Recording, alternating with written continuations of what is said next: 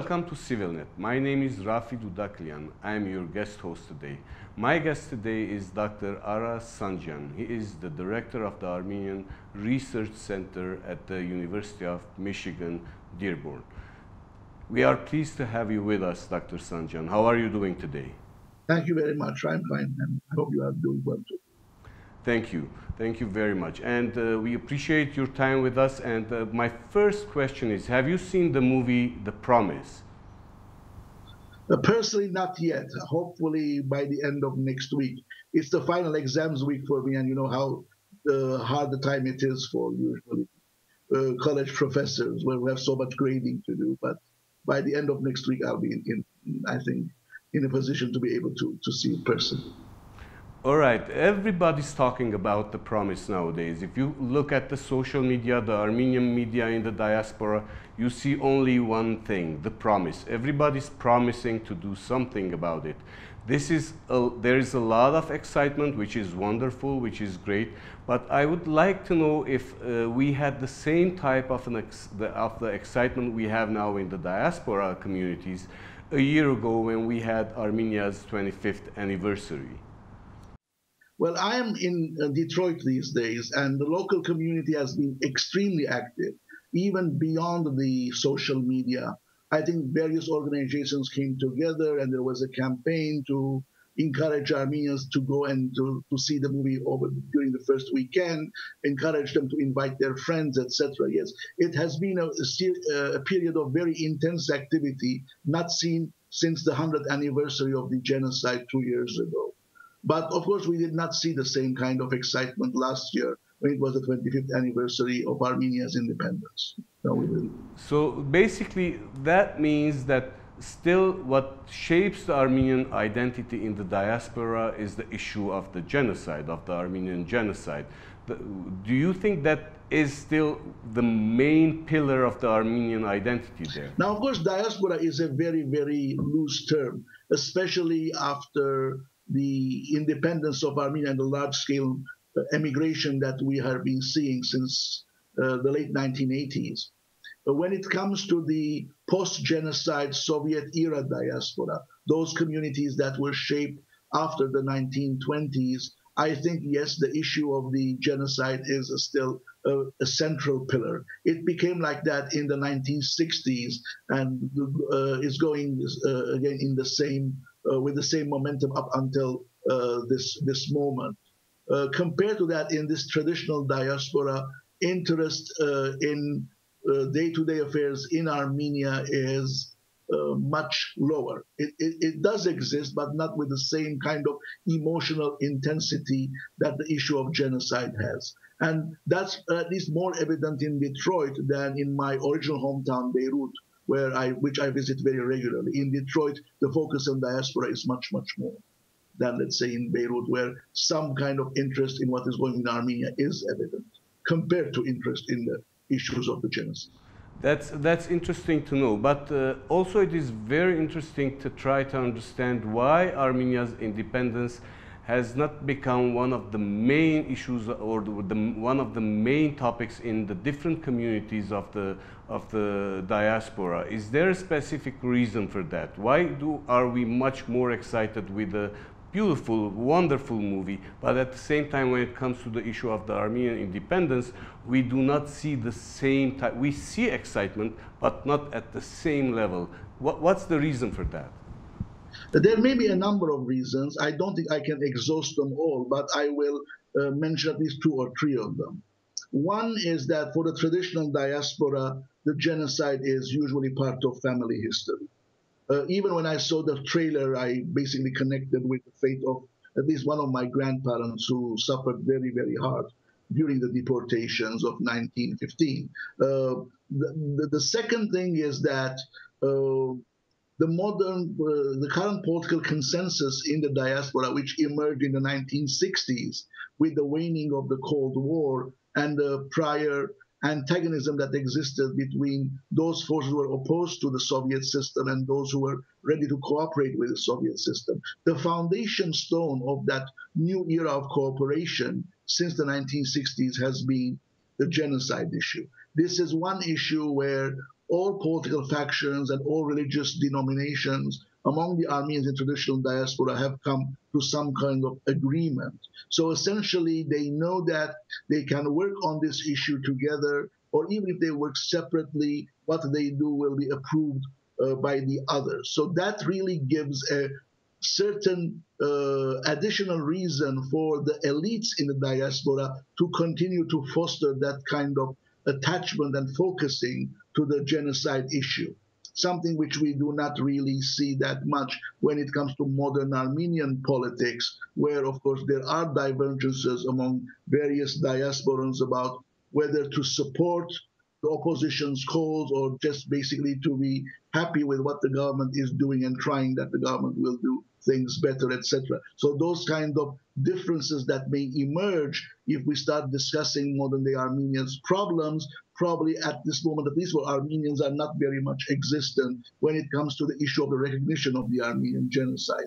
And the promise falls into this issue that Armenians are very hungry for the world to know about what happened, and they thought that this will be a good avenue for people who are not interested in history, but like movies, etc., to know about the horrible things that happened during the First World War.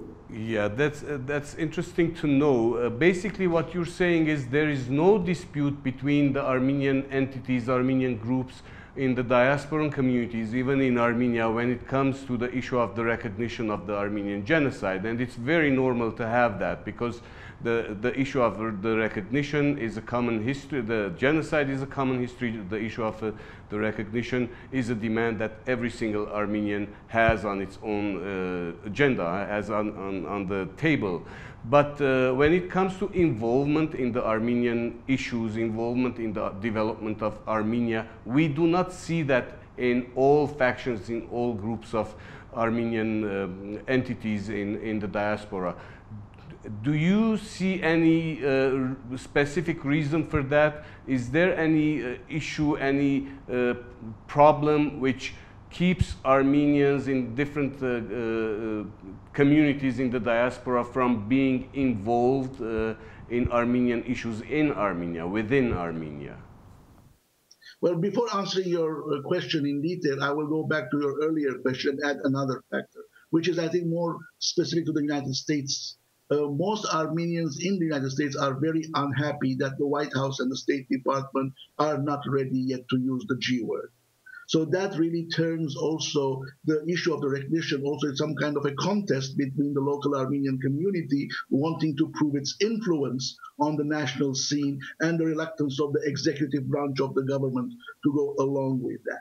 So in other communities like France, for example, or Lebanon, that may not be as important an aspect as well about the community's commitment to the issue of the genocide. Now, when it comes to the other issue of what happens in Armenia, we have to look at also to the diversity of the diaspora, and also what are the sources through which ordinary diasporan individuals get their information about Armenia. How much time do they spend on learning about Armenia? How much do they really care about the details of what they learn from Armenia? To some extent, especially since the coming to power of President Kocharyan, there has been a much kind of muted response in Armenia. In diaspora towards what is going on in Armenia. The situation was very different during the turbulent years of Devletosyan, when one important organization was very much opposed to the Devletosyan administration. But since then, most of the media outlets which are controlled by diaspora organizations are giving usually a rosier than it is picture of what's going on in Armenia. They're downplaying Armenia's problems. So basically, if you are an ordinary diaspora individual who is getting his news by reading the Armenian published newspapers, whether in Armenian or in the local language of the host country where they live in, be that English, French, Spanish, etc. Or if you know Armenian and follow what is being beamed out of Armenia via satellite, to most of the TV channels, which also provide a relatively rosy picture of Armenia, from public TV to Shant to Armenia TV, and to a lesser extent, Kentron TV. These are the ones that are watched in diaspora. And you also fail to understand sometimes the depth of the problems that Armenia is facing. There are groups of people, and while some of them are very active youth, and others are people who have spent some time in Armenia, and who actually know the problems of Armenia more than the average diasporan individual.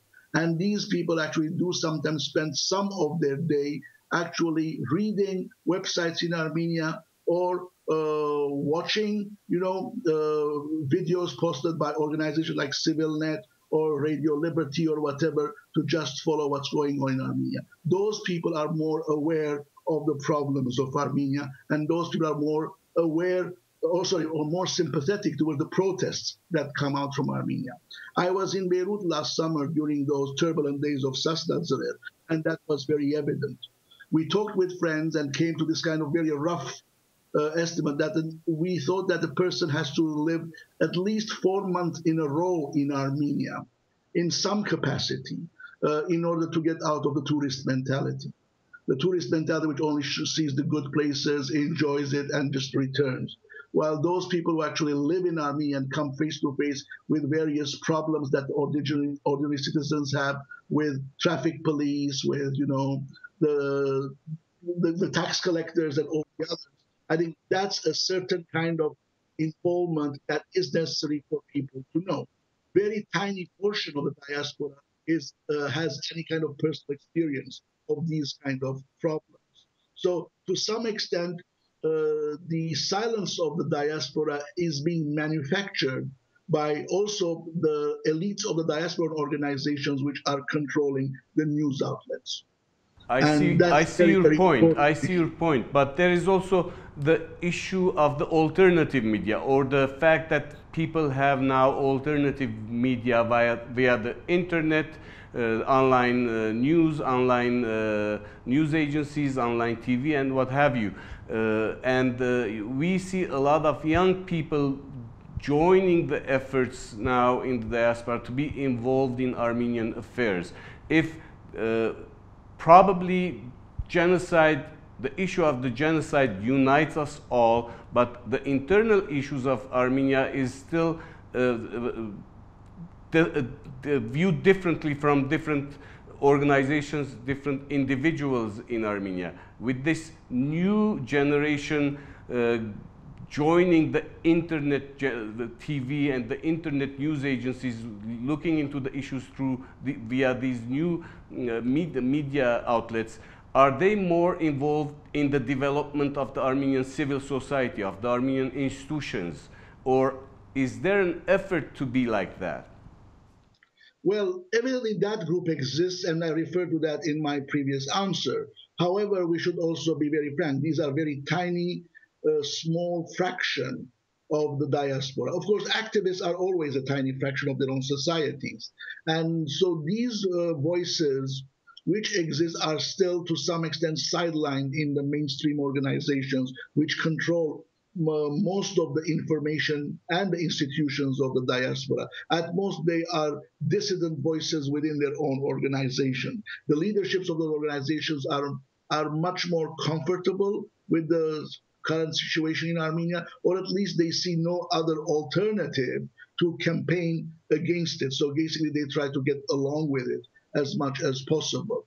Now, the majority of the people in diaspora do not really spend an extra effort to learn what is going on in Armenia. These youth do. So that majority, which is basically very much kept unaware of how difficult the situation in Armenia is, economically, politically, etc. So I think in that sense, still the government in Armenia has the upper hand because he has been able to keep the diaspora away from being informed of the major challenges that are there in the diaspora. Only once a year, basically, the Armenians are invited by the Armenian government to contribute to Armenia, and that was basically by giving money to the Armenia Fund during its annual telethon or phonathon week in the various communities, and that's usually the end of November. Besides that, I think, no, there is not much encouragement by the Armenian government or actually by Armenian organizations for ordinary Armenians to be involved in issues like, elections and the judicial system or how to improve the running of the economy. These kind of things are usually off the agenda of major organizations. It's very, very few tiny oases in the diaspora which raise these issues. I'll try to do that in my center. At least one or two of our events that we organize every year is dedicated to some kind of contemporary Armenian problem. But that's a very tiny little drop compared to the resources which are in the hand of the more traditional organizations. From the three churches, the major political parties, the Armenian General Benevolent Union, and maybe some of the wider, larger compatriotic associations, etc. These people have basically taken more like a wait-and-see attitude rather than, an actual critique of what is going on in Armenia. Dr. Sanjian, thank you very much. We actually are united when it comes to the issue of genocide recognition, but we still have diverse agendas, diverse approaches when it comes to the internal affairs of Armenia. I hope that we will be also unified, we will have a unified agenda when we are dealing with the Armenian internal affairs in the near future. We thank you for your time and we hope that we will meet again. Our guest today was Dr. Ara Sanjian, Director of the Armenian Research Center at the University of Michigan-Dearborn. Please join us later for more interviews, and I am Raffi Doudaklian, your guest host today. Thank you for joining CivilNet TV.